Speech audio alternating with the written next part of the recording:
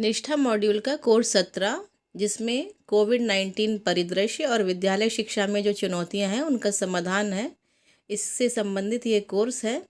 कोविड-19 परिदृश्य विद्यालय शिक्षा में चुनौतियों का समाधान। कोर्स का विवरण यदि हम देखें तो मॉड्यूल का अवलोकन व परिचय, कोविड-19 परिदृश्य विद्यालय शिक्षा के लिए क्या चुनौतियां हैं, विद्यालय शिक्षा और एक सुरक्षित विद्यालय वातावरण सुनिश्चित करने के लिए चुनौतियों का समाधान कैसे करें, अधिगम में ह्रास पर काबू पाना, अधिगम को मज़ेदार बनाना, पोर्टफोलियो गतिविधि है इसके बाद, फिर अतिरिक्त संसाधन और लास्ट में प्रश्नोत्तरी। इस अधिगम के उद्देश्य क्या हैं? इस मॉड्यूल के करने के बाद आप सक्षम होंगे कोविड-19 की प्रकृति और विद्यालय के कामकाज पर इसके द्वारा उत्पन्न चुनौतियों का वर्णन करने में, छात्रों और विद्यालय के अन्य अधिकारियों के स्वास्थ्य और कल्याण को सुनिश्चित करने के लिए सुरक्षा उपायों का पालन करने में, विद्यालय में अधिगम को बढ़ावा देने के लिए विभिन्न गतिविधियों को अपनाने में, शिक्षार्थियों के अनुकूल मूल्यांकन के तरीकों का उपयोग करने में और छात्रों के मानसिक कल्याण को बढ़ावा देने के लिए छात्रों के अनुकूल कक्षा व्यवहारों का विकास करने में। सामग्री की रूपरेखा क्या है?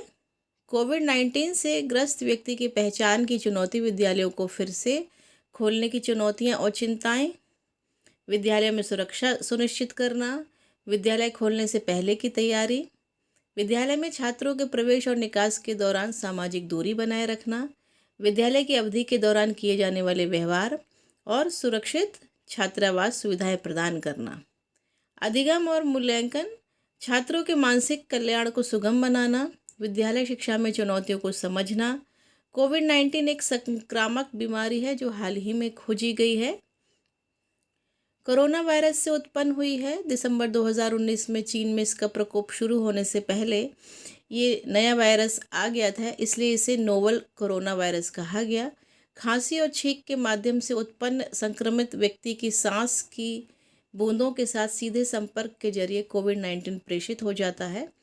सुरक्षित विद्यालय को सुनिश्चित करना, छात्रों, शिक्षकों को कोविड-19 के बारे में जागरूक और सतर्क करना, विद्यालय के बच्चों में स्वास्थ्य, उनके कल्याण और स्वच्छता को प्राथमिकता देना, सामाजिक दूरी बनाए रखना और तनाव मुक्त अधिगम के माहौल को बनाना, जागरूकता पैदा करने, सुरक्षा का अभ्यास करने, व्यायाम, मॉक ड्रिल आदि के लिए प्रयास किए जाने चाहिए।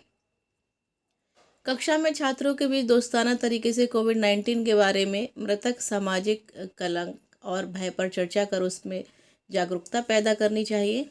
प्राथमिक कक्षा के बच्चों के लिए कुछ सूक्ष्म योगा अभ्यास जैसे सिर, पैर, कंधे को घुमाना, स्ट्रेचिंग आदि, और उच्च प्राथमिक कक्षा के बच्चों के लिए कुछ सरल आसन जैसे ताड़ासन, वृक्षासन, स्वातिकासन, वज्रासन और अन्य सांस लेने के अभ्यास जैसे कि कपालभाति, अनुलोम विलोम, प्राणायाम भी आयोजित कराए जा सकते हैं। वैकल्पिक दिवसीय विद्यालय योजना की परिकल्पना यह है कि महामारी अवधि के दौरान छात्रों के अधिगम में विद्यालय में आमने सामने शिक्षण और घर पर स्वाध्याय करना शामिल होगा। विद्यालय शिक्षा को चुनौती, हम सभी जानते हैं कि रोकथाम इलाज से बेहतर है। किसी व्यक्ति में बीमारी के लक्षणों का शुरुआत में ही पता लगना एक पहला कदम है। अनभिज्ञता एक बहाना नहीं है। जागरूकता हर किसी को स्वयं के साथ साथ दूसरों की देखभाल करने के लिए तैयार करने के लिए महत्वपूर्ण है। कोविड-19 के लक्षण के संबंध में विभिन्न माध्यमों जैसे मास मीडिया, पोस्टर, चार्ट आदि के साथ साथ अन्य पहलुओं जैसे कि करने और नहीं करने वाली बातें, हाथ धोने का सही तरीका, मास्क पहनना, सैनिटाइज़र का उपयोग महत्वपूर्ण है। सभी के ज्ञान और जानकारी के लिए प्रमुख स्थानों पर पोस्टर लगाना कोविड-19 के खिलाफ लड़ाई में योगदान करेगा। विद्यालयों को पुनः खोलने की चुनौतियां और चिंताएं क्या हैं? सबसे पहला है कि कोविड-19 के प्रति जागरूकता पैदा करना और सतर्कता बरतना, विद्यालय बच्चों के स्वास्थ्य, कल्याण और स्वच्छता को प्राथमिकता देना, सामाजिक दूरी बनाए रखना, तनाव मुक्त अधिगम का माहौल बनाना, बाल सुलभ शिक्षण अधिगम विधियों को व्यवहार में लाना, अनुभवात्मक अधिगम पर ध्यान देना, स्व अध्याय को प्रेरित करना, अधिगम के परिणामों को सुनिश्चित करना, डिजिटल ऑनलाइन शिक्षा देना, प्रत्येक विद्यालय में परामर्श सेवाएं प्रदान करना, शिक्षक, माता पिता, समुदाय की भागीदारी, विद्यालयों में सुरक्षा सुनिश्चित करना, विद्यालय में एक सुरक्षित वातावरण सुनिश्चित करना ताकि कोई भी वायरस से संक्रमित ना हो, सभी हितधारकों की चिंता और जिम्मेदारी है। संकट की इस घड़ी में इस जिम्मेदारी को निभाने के लिए प्रत्येक धारक को खड़े रहने की ज़रूरत है। विद्यालय खोलने से पहले क्या तैयारी करें? विद्यालय के अधिकारियों को विद्यालय में किए जाने वाले सुरक्षा उपायों के बारे में चर्चा करनी चाहिए और प्रयास करना चाहिए। इसमें शौचालय सहित विद्यालय परिसर की स्वच्छता पर विचार विमर्श करना, हाथ धोने की व्यवस्था करना, सभी के द्वारा चेहरे पर मास्क लगाना और मास्क उपलब्ध कराना आदि शामिल हैं। विद्यालय में सामाजिक दूरी को बनाए रखने के लिए नियमन के बारे में निर्णय लेने की आवश्यकता है। सभी कर्मचारियों को लक्षणों के प्रति सतर्क रहने और स्थानीय नगरपालिका अधिकारियों, जिला प्रशासन और अस्पतालों के संपर्क में रहने की ज़रूरत है।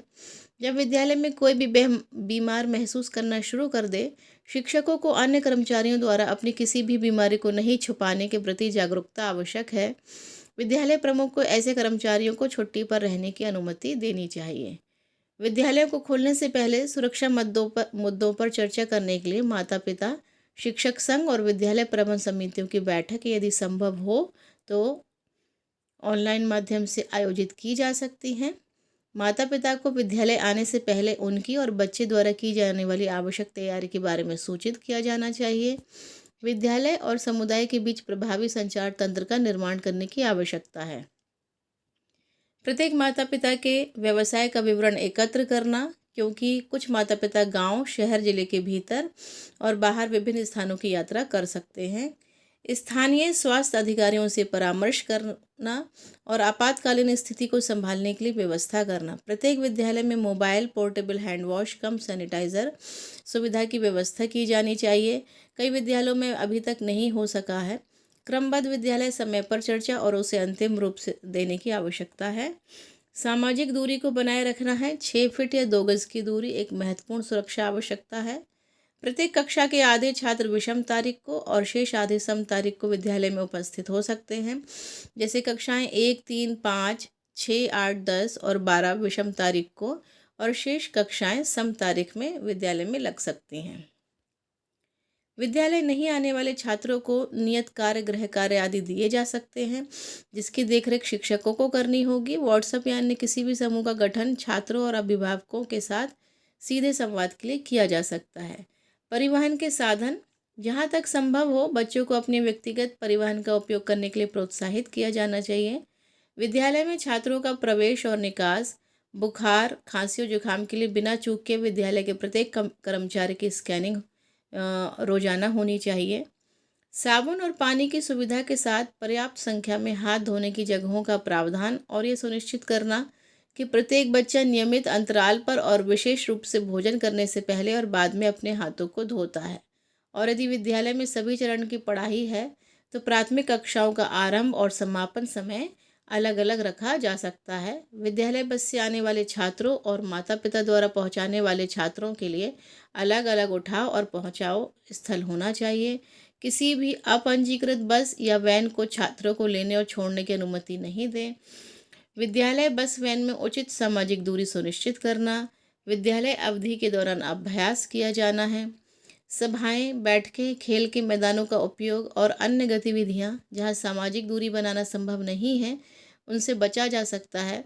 बच्चों के मिलने जुलने को सीमित करने की आवश्यकता है, जैसे कि खेल के मैदान के समय को क्रमबद्ध करना और समूहों को कला, संगीत और व्यायाम जैसी विशेष गतिविधियों के लिए अलग रखना।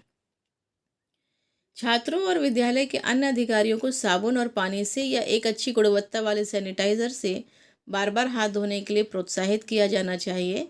विद्यालय में कुछ स्थानों पर कुछ पोस्टर, चार्ट, प्रोजेक्ट प्रदर्शित किए जा सकते हैं। शिक्षकों को उन्हें सुरक्षा उपायों के बारे में याद दिलाने की ज़रूरत है। सभी पदाधिकारियों और छात्रों को समुचित विद्यालय अवधि में मुंह और नाक को ढकने के लिए फेस मास्क पहनना होगा। कक्ष व्यवस्था पद्धति माता पिता, विद्यालय विकास प्रबंध समिति और स्थानीय विद्यालय अधिकारियों के परामर्श से निर्णय लिया जाना चाहिए। छात्रों के बीच लगभग 6 फीट की दूरी होनी चाहिए। कक्ष के आकार और छात्रों की संख्या के आधार पर निर्णय लिए जाने की आवश्यकता है। समूह कार्य ईमेल, व्हाट्सएप के माध्यम से विद्यालयों में इसे सामाजिक दूरी को ध्यान में रखते हुए किया जा सकता है।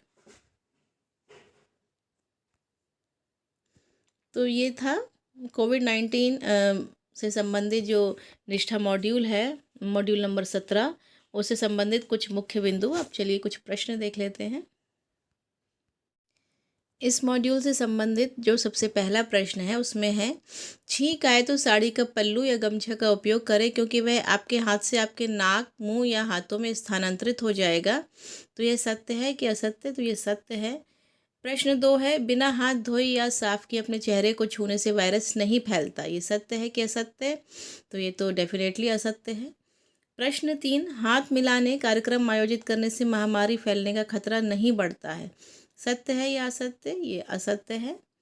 प्रश्न नंबर 4, यदि किसी को बुखार, खांसी और सांस लेने में कठिनाई हो तो उसे तुरंत चिकित्सा सुविधा प्राप्त किए बिना एंटीबायोटिक्स ले लेनी चाहिए। सत्य है या असत्य? तो ये असत्य है। प्रश्न 5 है, कोविड-19 के दौरान एहतियात के तौर पर विविध मास्क पहने। सत्य या असत्य? तो ये असत्य है। सार्वजनिक स्थानों पर थूकने और धूम्रपान करने से वायरस नहीं फैलता। तो ये भी असत्य है। स्व दवा से बचें, यानी कि अपने आप दवा ना लें, डॉक्टर की परामर्श से ही दवा लेनी है। तो ये सत्य है। अगर कुछ भी खरीदने के लिए घर से बाहर जा रहे हैं तो अन्य लोगों को संक्रमित करने से बचने के लिए मास्क पहने। अब बाहर जाते समय नाक और मुंह ढकना अनिवार्य है। तो ये सत्य है। प्रश्न 9 है, किसी का घर पर रहकर स्व अलगाव करना चाहिए यदि वे अस्वस्थता शुरू करते हैं, भले ही सिर दर्द, कम डिग्री का बुखार और हल्की बहती नाक जैसे हल्के लक्षण हों, तब तक जब तक वे ठीक ना हों। तो ये तो सत्य है। फिर है प्रश्न 10, उपयोग किए गए महीने कपड़े कागज का तुरंत निपटान करें क्योंकि बूंदें वायरस को फैलाती हैं। तो ये भी सत्य है।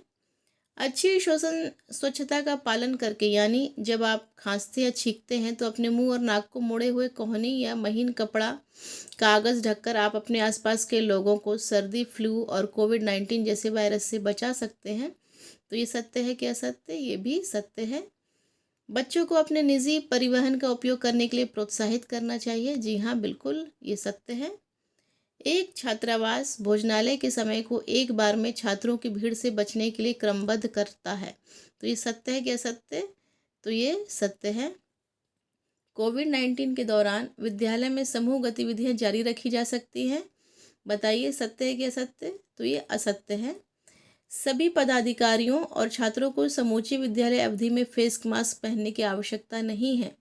तो ये तो असत्य है। नेक्स्ट प्रश्न है, छात्रों को विद्यालय जाने के लिए मजबूर किया जाना चाहिए। सत्य है कि असत्य? तो ये असत्य है। नेक्स्ट प्रश्न है, वैकल्पिक दिवसीय विद्यालय मॉडल को कारगर बनाने में कौन सी प्रमुख चुनौती नहीं है? पहला है जागरूकता पैदा करना, दूसरा स्वाध्याय, तीसरा लचीलापन और चौथा अध्ययन सामग्री। तो इसका उत्तर है अध्ययन सामग्री। नेक्स्ट प्रश्न है, महामारी अवधि के दौरान छात्रों के मानसिक कल्याण के मुद्दे को संभालने के लिए सबसे प्रभावी उपाय कौन सा है? पहला है निजी शिक्षक, दूसरा शिक्षक, तीसरा डॉक्टर और चौथा शिक्षक परामर्शदाता। तो इसका सही उत्तर है शिक्षक परामर्शदाता। प्रश्न 19 है, कोरोना वायरस के कारण होने वाले कोविड-19 रोग किस प्रकार का है? विटामिन की कमी वाला रोग है, प्रजातिगत यानी जेनेरिक है, संक्रामक है या वंशानुगत है? तो ये संक्रामक रोग है। विद्यालय में सामाजिक दूरी को बनाए रखने का प्रभावी तरीका क्या है? आयु समूह के अनुसार वैकल्पिक दिवसीय विद्यालय शिक्षा, दूसरा बोली जाने वाली भाषा के अनुसार वैकल्पिक विद्यालय शिक्षा, तीसरा सामाजिक पृष्ठभूमि के अनुसार वैकल्पिक विद्यालय शिक्षा, चौथा छात्रों के क्रमांक के अनुसार वैकल्पिक विद्यालय शिक्षा। तो इसका सही उत्तर है छात्रों के क्रमांक के अनुसार वैकल्पिक विद्यालय शिक्षा। नेक्स्ट प्रश्न है, किसी व्यक्ति को कोविड-19 महामारी से संक्रमित होने से बचाने की सबसे उपयुक्त विधि कौन सी है? दोस्तों के साथ गपशप करना, जॉगिंग, सामाजिक दूरी या हाथ मिलाना? तो इसका सही उत्तर है सामाजिक दूरी। प्रश्न 22 है, कोविड-19 एक व्यक्ति से दूसरे व्यक्ति में कैसे संचारित होता है? ऑप्शन है हंसने से, व्यायाम से, खांसने और छींकने से या खर्राटे से। तो इसका सही उत्तर है खांसने और छींकने से। ये एक संक्रामक रोग है, आप सभी जानते हैं। प्रश्न 23, छात्रों को कोरोना वायरस के प्रसार से बचाने के संबंध में विद्यालय में सुरक्षा सुनिश्चित करने के लिए कौन जिम्मेदार है? एक प्रधानाचार्य, शिक्षक, माता पिता या सभी हितधारक? इसका सही उत्तर होगा सभी हितधारक। दुनिया भर में हाल ही में खोजी गई संक्रामक बीमारी कौन सी महामारी है? कोविड-19, इबोला, टाइफाइड या स्वाइन फ्लू? तो इसका उत्तर है कोविड-19। नेक्स्ट प्रश्न है, छात्रावासियों के लिए सुरक्षित संगरोध यानी कि क्वारंटीन सुविधा की व्यवस्था शुरू करने का सही समय क्या है?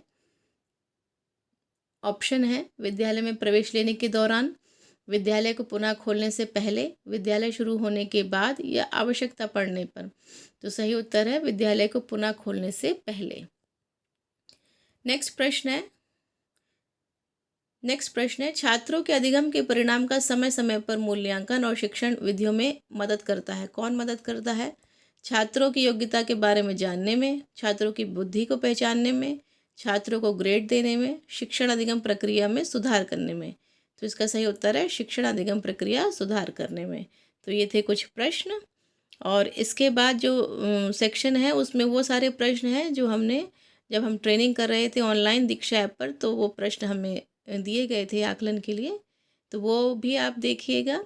और फिर मिलूँगी नेक्स्ट मॉड्यूल के इसी तरह प्रश्न और मुख्य पॉइंट्स लेकर। तब तक के लिए थैंक्स फॉर वॉचिंग। है हॉस्टलर्स यानी छात्रावासियों के लिए सुरक्षित क्वारंटीन यानी संगरोध सुविधा की व्यवस्था शुरू करने का सही समय क्या है? तो इसका होगा ऑप्शन नंबर 2, विद्यालय को पुनः खोलने से पहले। आगे बढ़े। हमारा दूसरा प्रश्न, कोविड-19 एक व्यक्ति से दूसरे व्यक्ति में कैसे संचारित होता है? तो इसका है ऑप्शन नंबर 3, खांसने और छींकने से। साथियों, ऑप्शन का क्रम अलग हो सकता है, इसलिए आप ध्यान से ऑप्शन देखें और तभी क्लिक करें। हमारा आज का अगला प्रश्न, विद्यालय में सामाजिक दूरी को बनाए रखने का प्रभावी तरीका क्या है? तो इसका आंसर है ऑप्शन नंबर 4, छात्रों के क्रमांक के अनुसार वैकल्पिक दिवसीय विद्यालयी शिक्षा।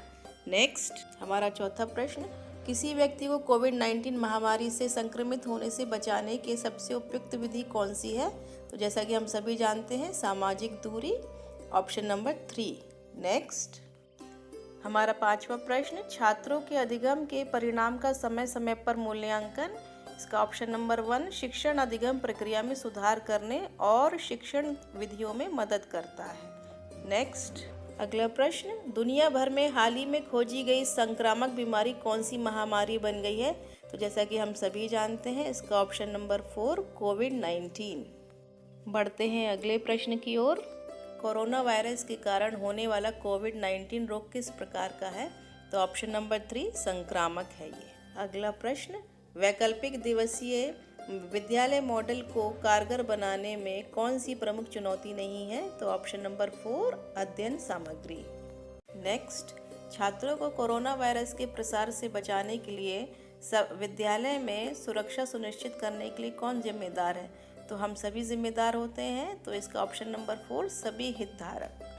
हमारा आज का अंतिम प्रश्न, महामारी की अवधि के दौरान छात्रों को मानसिक कल्याण के मुद्दों को संभालने के लिए सबसे प्रभावी उपाय कौन सा है? तो यह है ऑप्शन नंबर 4, शिक्षक।